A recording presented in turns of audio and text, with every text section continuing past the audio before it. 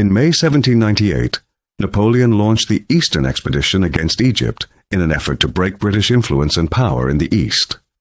But in order to turn Egypt into a colony, he would have to face the mighty Ottoman Empire and the British fleet, which could appear at any moment. The year was 1798, a vast land scorched by the unmatched cruelty of the sun, covered with endless yellow dunes. The mysterious land of the ancient pharaohs, Egypt, a highly strategic gateway where East and West met, and where trade routes converged. The young, ambitious, and brilliant General Napoleon Bonaparte had come precisely to break through this gate in order to build the vast empire of his dreams. His main objective was to strike a deadly blow against his greatest enemy, Britain, and to cut off the vital routes leading to India. But on this large-scale and dangerous path, two very serious obstacles stood before him. The first was the mighty Ottoman Empire, which had officially ruled these lands for centuries, and the second was the terrifying and undefeated British Navy, which could appear in the Mediterranean at any moment. When the disciplined French army landed on the shores of Alexandria in July, it was completely unaccustomed to this merciless environment. The scorching sun, terrible thirst, and burning sand swallowing them to the knees at every step wore them down.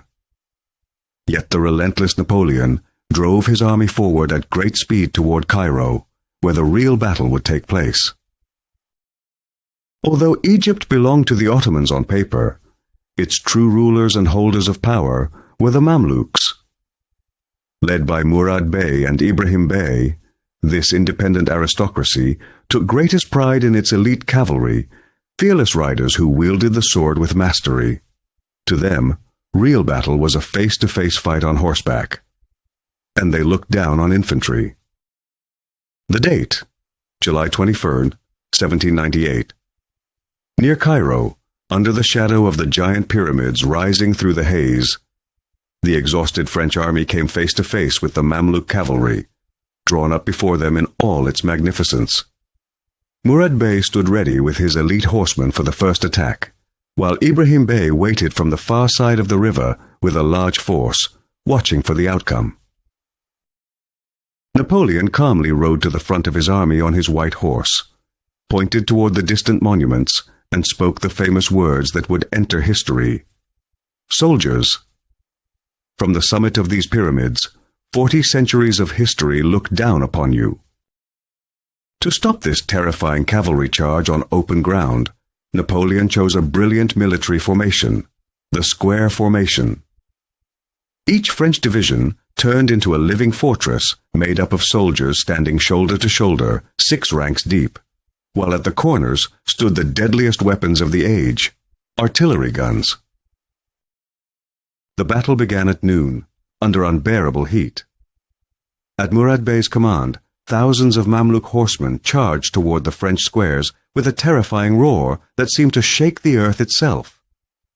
The rising clouds of dust and the thunder of thousands of hooves created overwhelming terror. When the Mamluks came within only 20 meters, the French squares unleashed a deadly and continuous volley all at once. Cannons and muskets fired without pause, with precise discipline, and the confident horsemen began to fall as if they had struck an invisible wall of iron. No matter how brave they were, no matter how skillfully they wielded their swords, they could not break through that dense wall of fire. Modern military order and discipline mercilessly crushed the ancient and glorious chivalry of the East. Realizing the scale of the slaughter and defeat, Murad Bey was forced to flee south, while Ibrahim Bey fled to Syria. This clash, regarded as the battle of the century, lasted only 2 hours, and centuries of Mamluk rule were buried in the sands. With very few losses, Napoleon opened the gates of Cairo with this magnificent land victory and fully sealed the occupation of Egypt. But history never forgives easy victories and is always full of surprises. There was one great thing the French, invincible on solid ground, had forgotten.